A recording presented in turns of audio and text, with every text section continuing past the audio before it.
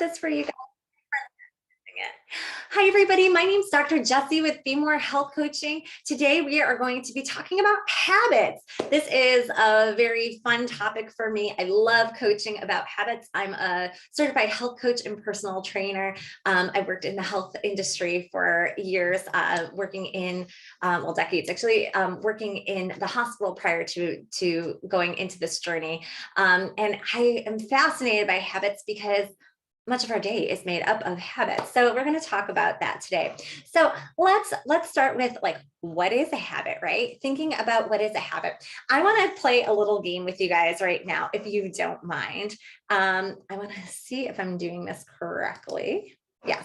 Okay. So I want you guys, I'm going to assume you all brush your teeth. Yes, everybody brush their teeth here, I'm hoping. So what I would love for you to do, because this is way more fun, if you guys turn on your cameras just for a second, if you're comfortable enough to do this, this is really fun to do it this way. Okay, so I want you to pretend that you are in your bathroom, right? And I want you to go ahead and I want you to physically do this. I want you to go reach for your toothbrush. Go ahead and reach for your toothbrush. Now, I want you to do whatever you normally do next. Do you put toothpaste on? Do you get it wet? What do you do next? Go through the motions of what you would do when you're getting your toothbrush ready. So go ahead, see what you're doing. Now, everybody, we're all gonna go brush our teeth. Everybody go ahead and start brushing your teeth. Go ahead, actually do. Wait, we have a pattern that we do this, right? Okay, now stop. Wipe that clean for a second. You're going back into your bathroom. You're walking towards your toothbrush.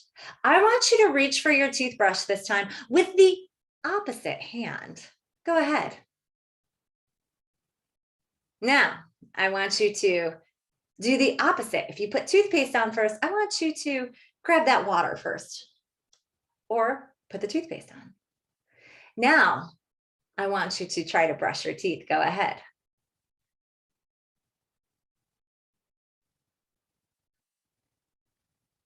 I love watching people do that because it looks so different the second time. Go ahead and tell me in the chat, did that feel weird the second time or did it feel completely the same? Was it a little strange, a little more thought that you had to give to it the second time around than the first time around? Yes or no? Tell me yes or no. Is that, to me, I do this talk a lot and it's always weird. It is so weird to me, right? Why? Why is that so weird? It does. It feels awkward. It feels awkward. That doesn't feel right. But why? Well, it's because we create neural pathways when we are creating habits. What our brain does, our brain is so cool. It says, okay, wait, there's this behavior of grabbing your toothbrush and putting something on it. And even the pattern with which we brush our teeth, I always go for the bottom left side of my mouth and then to the top and then around. And I noticed as I was preparing this talk, I do it the same way every single day I could be listening to my kids or husband talking to me while I'm doing this, and I would still do it the same exact way. Because what happens is our brain takes those behaviors and it starts to say, oh, I see a pattern. And it creates new neural pathways in our brain and it chunks them together and says, these behaviors all go together, and it creates a new habit for ourselves. So when we try to change it, it's like, whoa, pump the brakes. I actually have to think about this. Right? So it's incredible, right? And when we do this, we also have dopamine release, we're being successful with this. Yes. And that gives us motivation and memory and reward to keep doing it. So as we're building habits, right? So a habit is made up of a cue, a response, and a reward. The cue is that maybe you wake up in the morning and first thing you brush your teeth. So think about when do you brush your teeth? Do you wake up and immediately brush your teeth? Do you get up and have I have a banana with peanut butter and coffee every single day and then I brush my teeth? This is my habit. It feels weird not to do it. But other people wake up right away and brush their teeth. And other people have other things that they do, right? They have a pattern that they do. That's your cue, whatever it is. So you wake up, your response is brush your teeth. The reward to that is positive, right? You have a nice clean breath. People want to be near you because you do. You're not going to have cavities or decaying teeth. So this is all good stuff. And because that's positive, our brain creates a loop around that and says, okay, next time I hear that cue again, I'm going to do that response and I'll still have that good reward. So good or bad. Now, this can work against us too, right? Say we have something like stress eating or smoking. We'll get into those a little bit more, but there's still a positive reward that happens. And it's because of this right here, that dopamine, when we get that dopamine release. What's amazing about our world and our lives is that at least 40% of our days are on repeat. We have created all these different neural pathways that are on repeat for us, right? And that's because, otherwise, think about it. When you were first learning, if you've ever watched a little kid or can remember back when you were very little and you were learning how to walk, it took probably every ounce of you to be like, okay, I'm going to get up and I'm going to put one foot in front of the other. And it takes every ounce of concentration to walk. Now, if we had to put that much energy and effort into walking, we would never be able to walk and talk and chew gum and do all this other stuff that we do, right? So we're designed to create these neural pathways so we can be more efficient and can get more stuff done to keep evolving, right? So that's why we're on 40% repeat. But have you ever found that some of these are so ingrained in us that we don't even remember doing certain things, almost to a point that it's scary? Have you ever been driving and you were driving home, but you don't remember driving at all? Like you were totally in a conversation and you're like, oh, I ended up here and totally missed everything else, right? Could you imagine if you had to reroute yourself? Right? Some people, I have some clients that part of their habit is so ingrained in them to go to the nearest Dunkin' Donuts that when I'm trying to break that habit, I have to have them reroute their entire thing because it's just their car is just drawn to it that I got to pull them away from it, right? Have you ever found yourself, say, talking to a family member or a kid or a friend, and it's this is one that I have found myself doing, saying goodbye to a friend.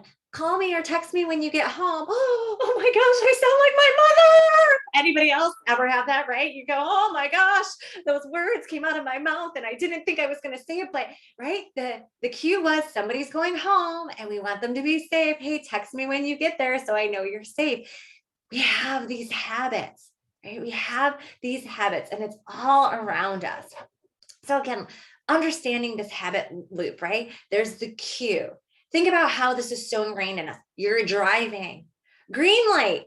We learned this even from being really little, right? Green light means go. And so we see the green light and we go. That's our response. So much so that it can sometimes get us into accidents. We see a green light, go, and we forget to look both ways because we're we have the green light, we're supposed to go. But other people don't realize that and they're still going, right? That's how accidents happen. The reward though, right? The green light turns, the cue is the green light, go.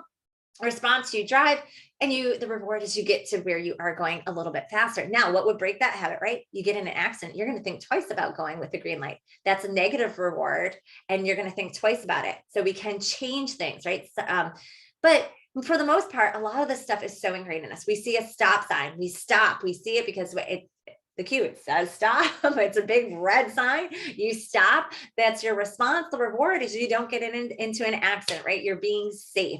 So these are things that we have built into our lives, excuse me, all around us, and they happen all the time. So I'm going to go back to my initial question for you guys. And I asked you guys, did you come to this talk with a specific habit in mind that you either want to change, a current habit that you want to change, or a habit that you want to have a new habit integrated into your life? So put a 1 in the chat if you are looking to change a habit. Put a 2 in the chat if you are looking to add a new habit into your life. Go ahead. So 1 is you want to change a habit. 2 is you are looking to add something new into your life.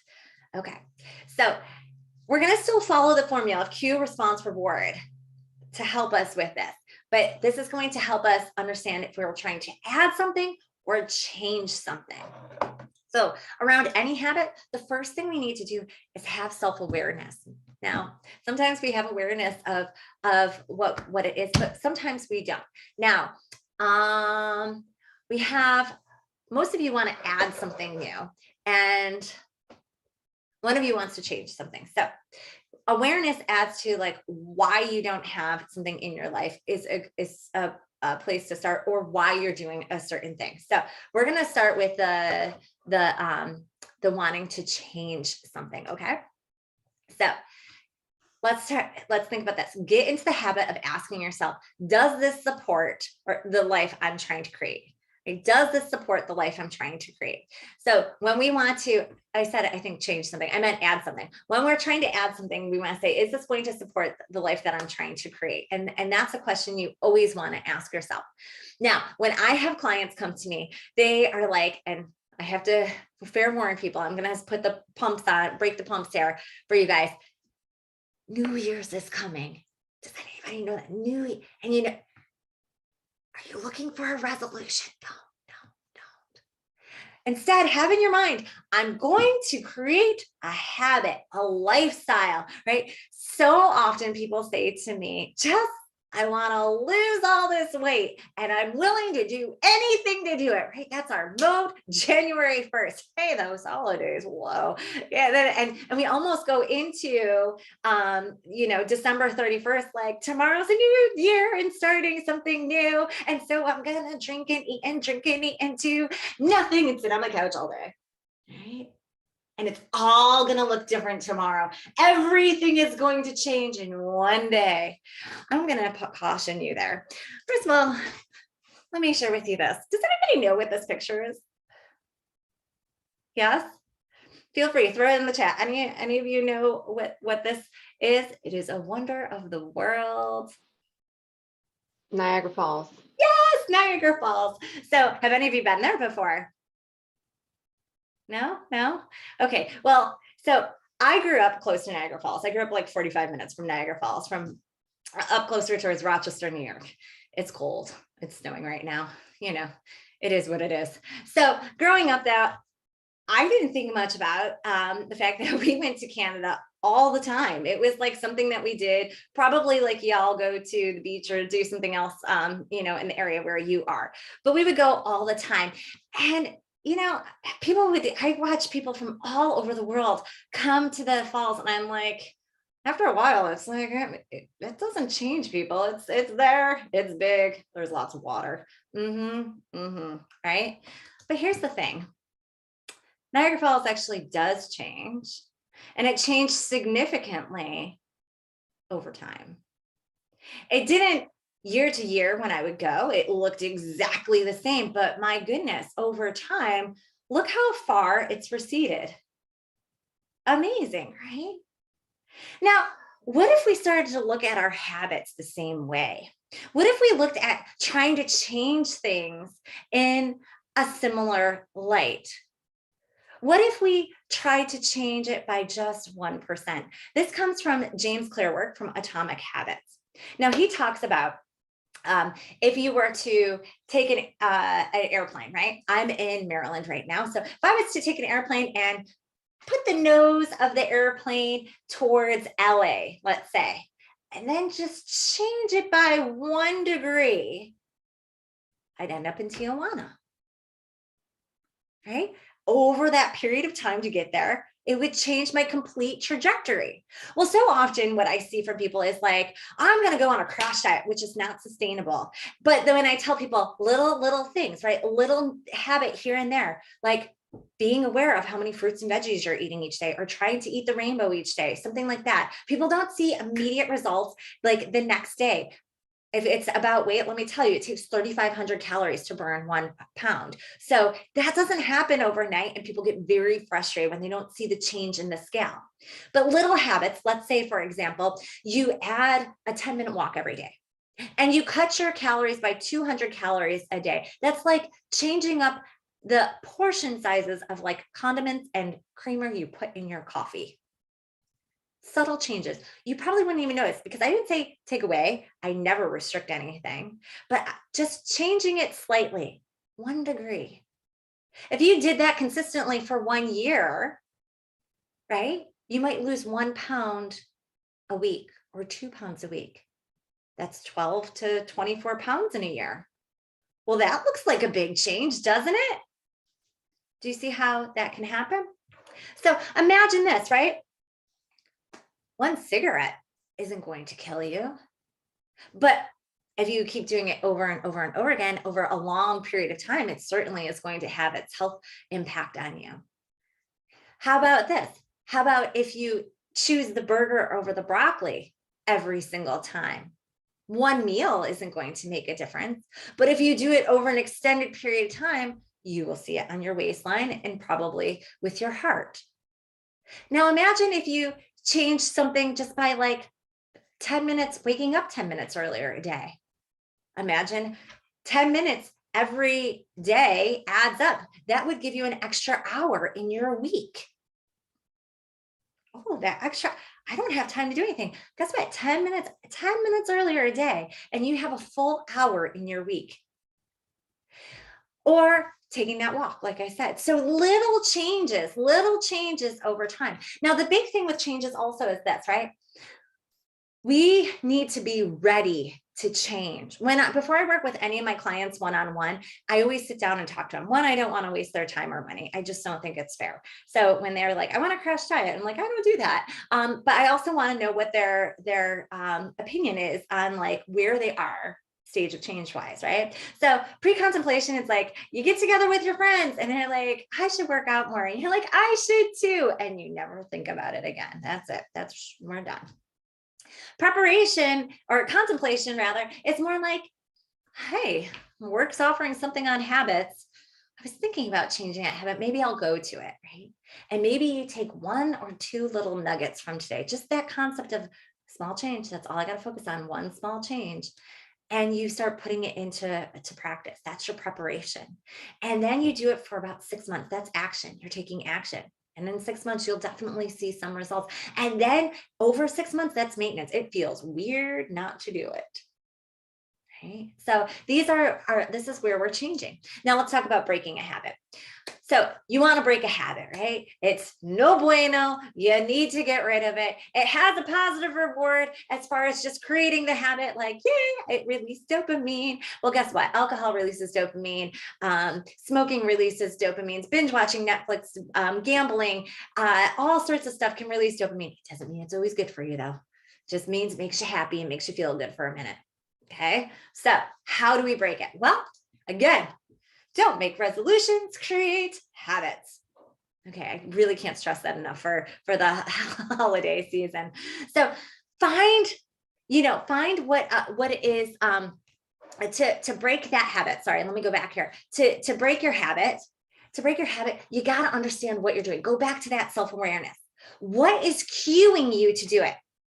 Let's pretend for a second that you're a stress eater. None of you are stress eaters, right? Maybe you are, maybe you aren't. Okay, go ahead and put in the chat right now. Tell me if you were to be a stress eater, which I know we're not, but if you were to be a stress eater, put in the chat, do you prefer something chocolatey or salty crunchy? Go ahead. 1 in the chat if you're a chocolate lover, 2 in the chat if you are a crunchy, like salt lover. Let me see. Okay, so it looks like salty is going to win here. Okay, here we go, guys. Close your eyes. Oh, doesn't this feel nice? Okay, close your eyes for a second. I want you to imagine you're going into your pantry, okay? And you're reaching for a bag of chips, okay? And you open up that bag of chips and it's that fresh bag of chips smell. You smell that? Right? It has that baked smell, a little salty smell. Maybe you have salt and vinegar chips or something else that really, or cheesy, whatever kind of chip you like. Picture that, what it smells like. Now grab that chip, put it into your mouth and crunch. Feel that crunch along your jawline. Feel that saltiness on your tongue. Now, take notice for a second. How many of you are salivating? You have that extra little, saliva happening in your mouth. Yeah. Oh, so You know what? You guys have a habit that you can just picture it, right? You had a physiological response. This is so, don't grab the chip bag yet. You have a physiological response just from thinking about it. Just thinking about something that is a habit that feels good releases dopamine. This is why, like, going on vacation to a place you've been before can give you dopamine. Spending time with somebody that you like spending time with can, just the thought of it, right? I got a date tonight. Could even be with your bed or a nice hot bubble bath, right? But if you enjoyed an experience before, dopamine, it's so powerful, right? And it can motivate us to do things. So just the thought of it. But remember, so let's talk about how do we break the habit. So our cue for this example was stress. Dun, dun, dun. We get all stressed out. We've had a bad meeting. There's lots of emails. There's deadlines. There's things upon things, right? And we feel the stress. And we know that by just reaching for that bag of chips and putting a chip in and crunch, the reward is it makes that stress lower down. But first, it takes awareness of understanding what the trigger is. So you recognize that you're stressed. Your response is the chips. The reward is the crunch. It relieves the stress. So what you need to do is recognize what your cue is and recognize you need to find a response that will give you the same kind of reward. So it could be something like a stress buster. Maybe what you need to do, if it's the crunch that you actually need, and I do this, I literally do this to my husband, just so you guys know, I practice what I preach 100%. My husband is a total like binge eater when he gets stressed out. I put a sticky note on that bag and I say, stop. Think about what you're doing. Why are you about to eat this bag of chips? And if it's because you just want one, fine. But if it's because you're stressed, go grab an apple. It's also very crunchy and will help satisfy that crunch. Or get something healthier, like I make chickpeas, roasted chickpeas, or go for a walk outside really quick. Walk around our island 10 times before you actually eat a chip. Take 5 deep breaths before you eat a chip. Practice stress busters. Like, go ahead, everybody do this. Check this out, how easy this is. You could do this anywhere. Put your hands together. Push the heel part of your hands together as hard as you can. Press it. Ready? Press it. Now take your fingers towards me. Press and push away from yourself. Press and push. Press and push. Press and push. Keep it up at shoulder height. Press, push, press, push. Oh, I'm getting hot. Press, push, and release. Now take it out in front of you. Push them together and pull back. Pull, pull, pull, pull. How do you feel? Just a little bit better, right? All you need to do is to hit that cue, right? The cue is stress. All your body's looking for is you to do something to take down that stress a notch, right? Take down that stress a notch. That's how you break a habit, right? If it's smoking, right? What is it? Maybe it's you are so used to having something like right at a certain time, right? Smoking or a drink. Actually, this is probably easier for a lot of people to relate to is, it's 5 o'clock, I'm getting home. I can have my glass of wine or my beer or whatever I want, right? Because I've finished the day. Congratulations, me. I made it through another day. And we have that glass or that whatever we have, right? We reward ourselves for making it through the day. I'm going to talk about rewards, but understand what that cue is, right? Maybe it's just even time association.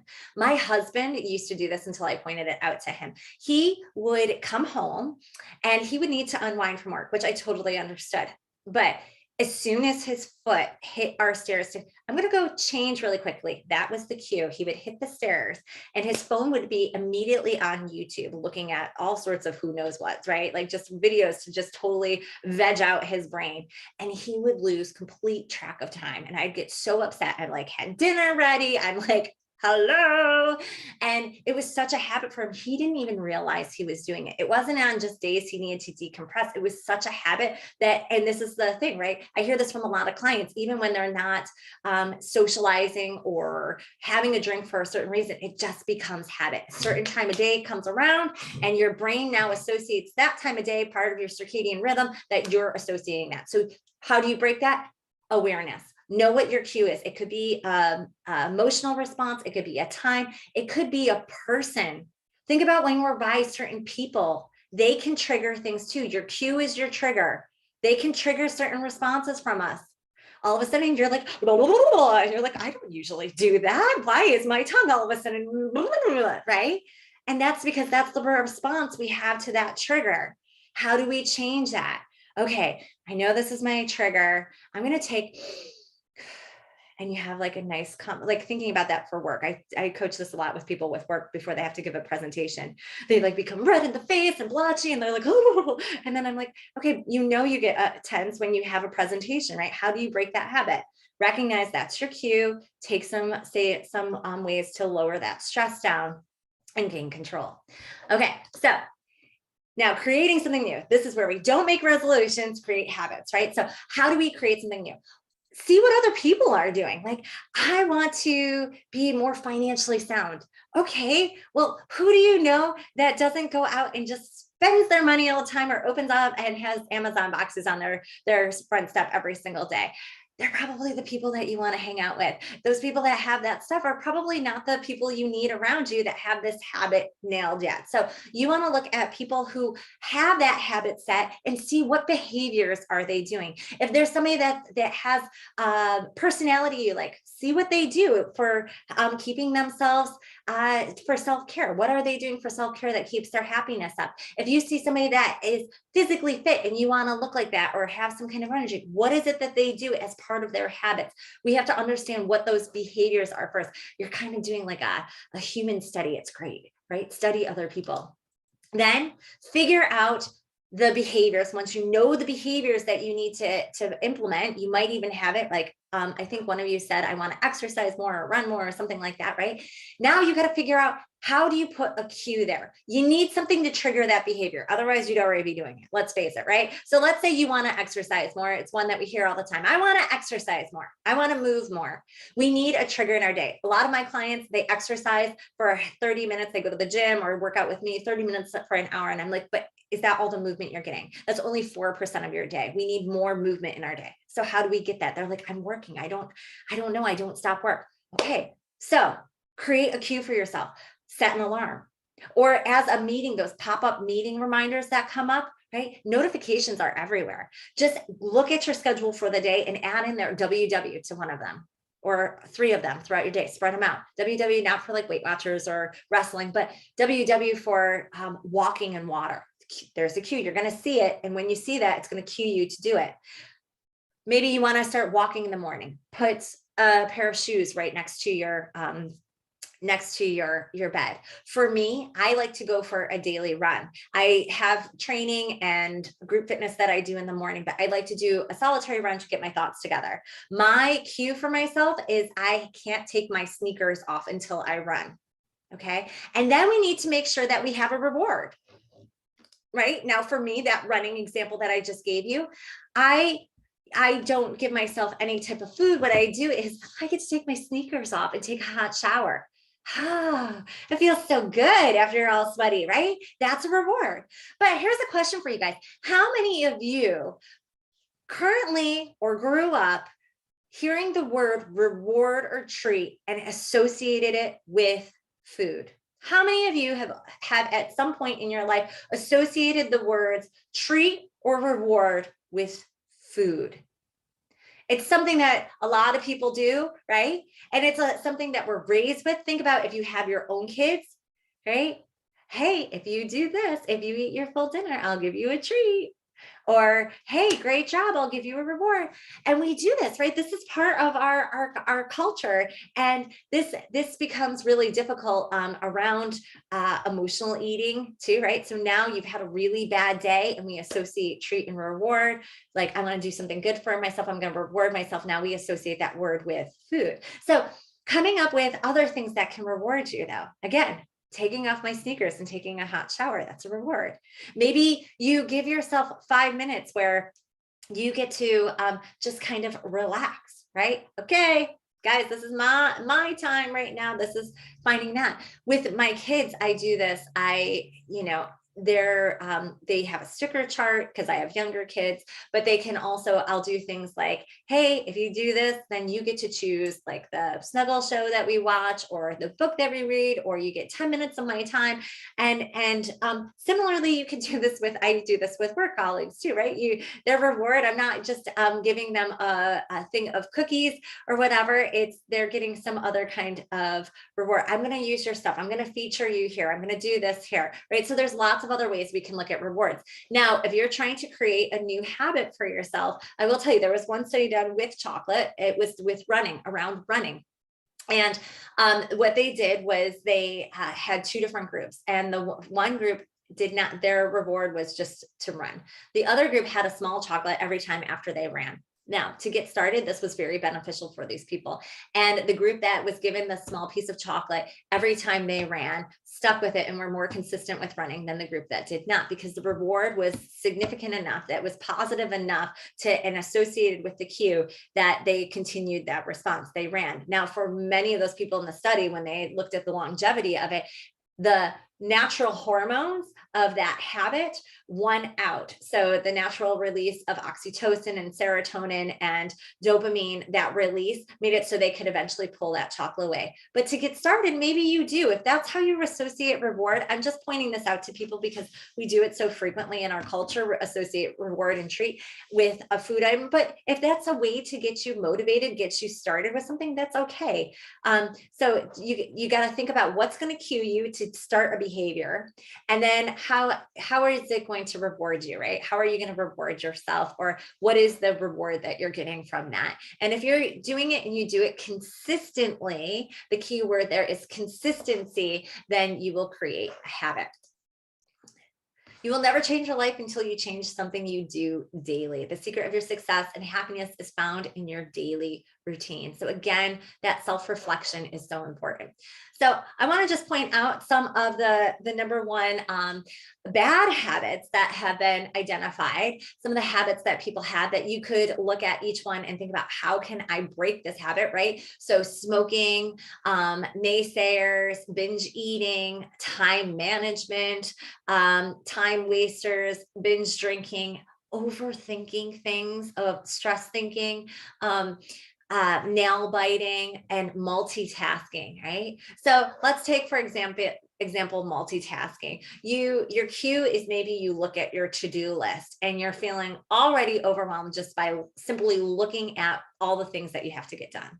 And so you decide, I'm going to just start doing everything, right? Have any of you ever done that before? Instead, and you find that you don't get that much done, because honestly, only 2.5% of the world's population can multitask. Our brains are not made for it. And we waste actually 30% of our day when we try to multitask. It takes 30% longer to do. So there's a switching cost to all that. So maybe what you do is you notice you're overwhelmed. The cue is that you're overwhelmed. You're going to change that, right? That behavior by saying, I'm going to work on focusing, and I'm going to clear everything else out, and I'm going to just focus on this one task. And you're going to get more done more efficiently, and there's going to be a reward to that. So that's how you could change that. Now, there are ways, where did this go? Hang on. There are habits that lead to success. Okay, what do you think are some of the most successful habits out there?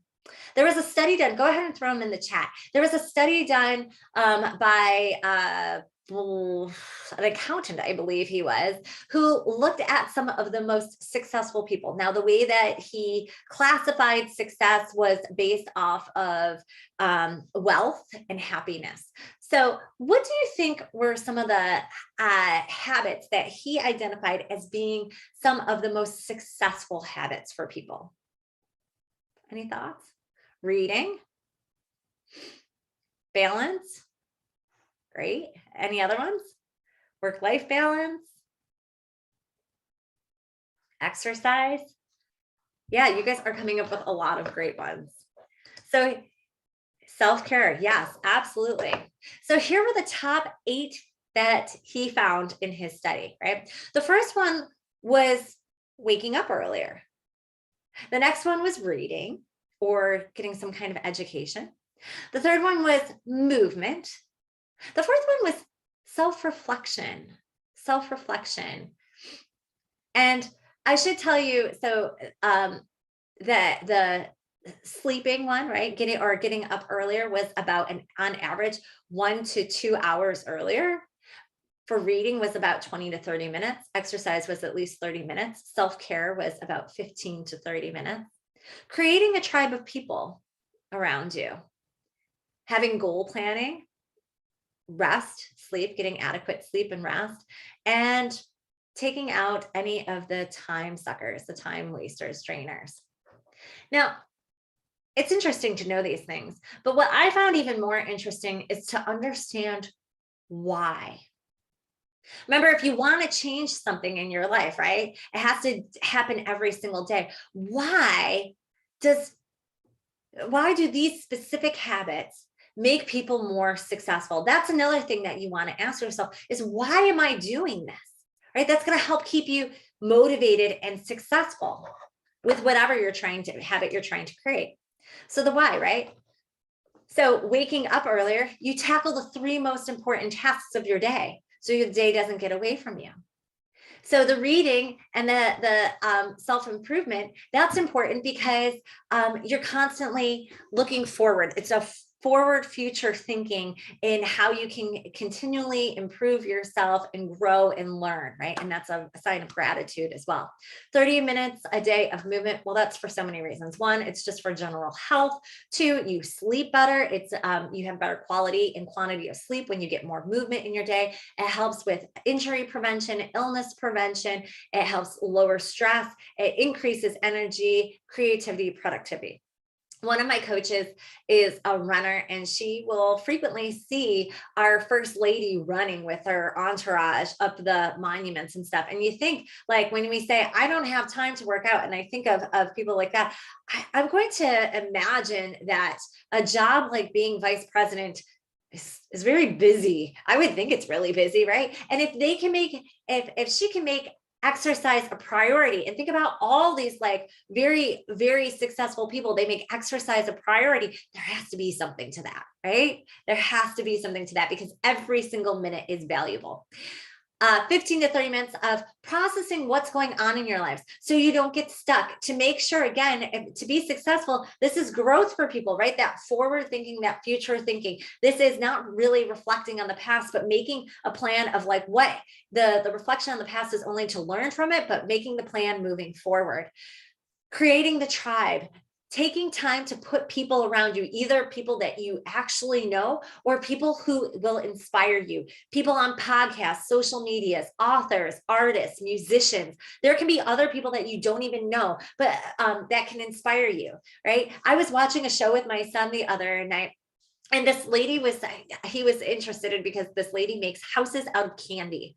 Like, or she makes all sorts of creations out of candy. I don't know. It's some show on one of those binge-worthy apps that you can have. And anyway, I found myself being very inspired by this woman who is an entrepreneur, where I could see myself, right? Where you see yourself and being inspired by somebody else. So I don't know this person. I've never met that person, but they are inspiring me. So making sure you're getting that kind of stuff around you, people around you too.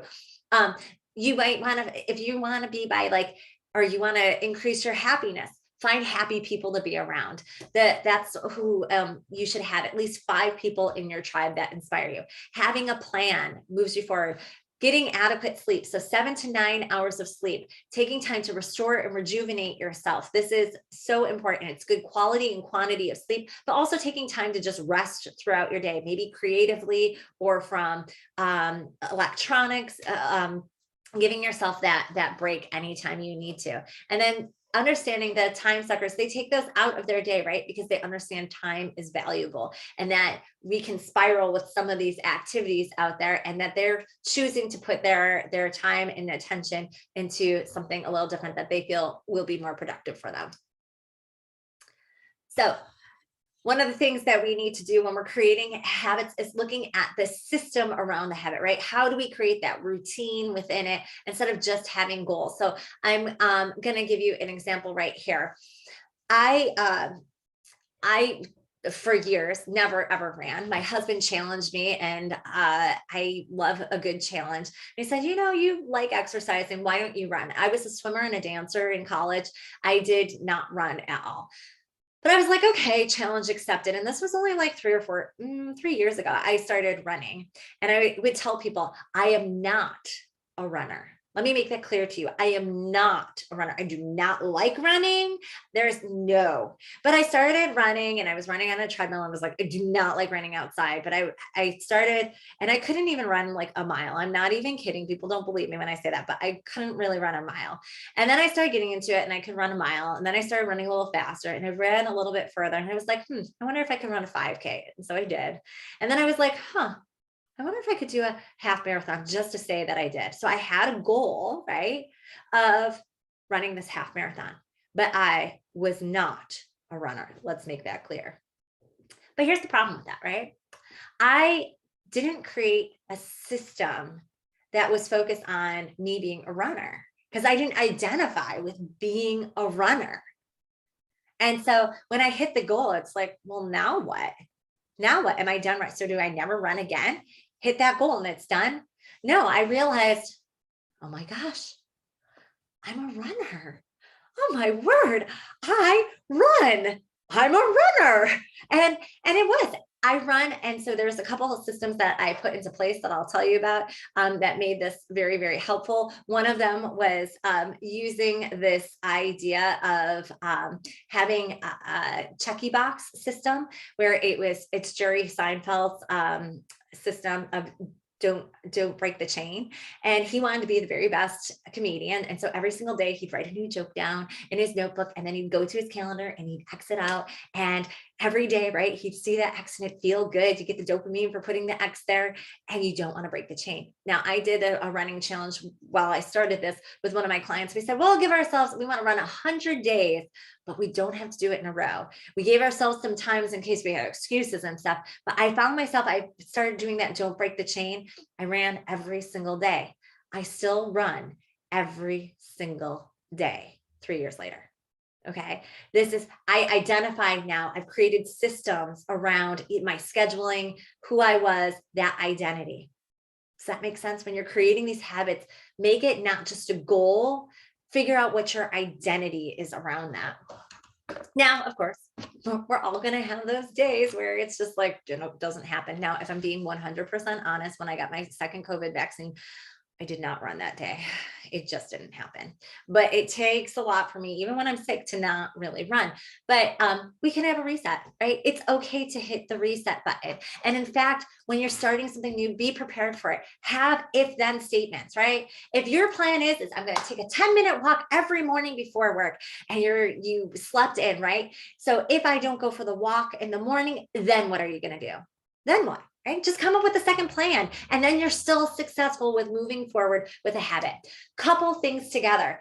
When you're starting a new habit, pair things together. It's so much easier to do. There was one study that showed people who would go to the gym and do cardio exercises. They did a study with one group that had no entertainment. The other group listened to an audiobook. And the only time they were allowed to listen to that audiobook was when they were on a piece of cardio equipment at that gym. And so people who were listening to audiobooks were more excited, right? They were coupling that enjoyment of a book with their exercise, and they were way more successful with starting that habit. You could couple it with, like, every time you make a cup of coffee, couple push-ups on the countertop. I have people couple going to the bathroom with doing exercises. People who tell me they don't have enough movement in their day, write down 3 exercises, put it on a sticky note in your bathroom on the mirror, right? And then every time you go in there, pick one of the exercises, do 10 reps of it. New thing, right? And it could be, we could do this for anything, honestly. So coupling. FutureMe.org. I do not have any affiliation with this website, but it's very, very cool. Think about the future you. Why is it that you want to create a habit or quit a habit, change a habit, right? What is it that you see for yourself in a week, in a month, in a year from now? Write to FutureMe.org. So FutureMe.org is a website that you can literally write to. Pick the date and time that you want to write to yourself, and you can check in with yourself. How am I doing? How am I doing? Thinking about the future you, picturing it out, right? That's a great motivator. So we ultimately want to plan, make a good plan. You want to pair that coupling together. You want to find a reward, praise yourself, and you want to practice, right? Be consistent when it comes to any of these habits. Guys, life begins at the end of your comfort zone. So get comfortable with being uncomfortable, okay? This is all that I have for you today. I wish you all the best of success with your new habits or changing habits, whatever you are deciding to do. Take it small, go small and simple, and you will be successful. If you guys have any questions for me, I'm happy to answer. Otherwise, thank you so much for taking the time to join me this afternoon. I truly appreciate it. I hope you all have a wonderful rest of your day. My name is Dr. Jessie with Be More Health Coaching. Feel free to follow us on social media if you want any other tips and tricks on how to stay happy and healthy. Bye, guys. Bye. Thank you.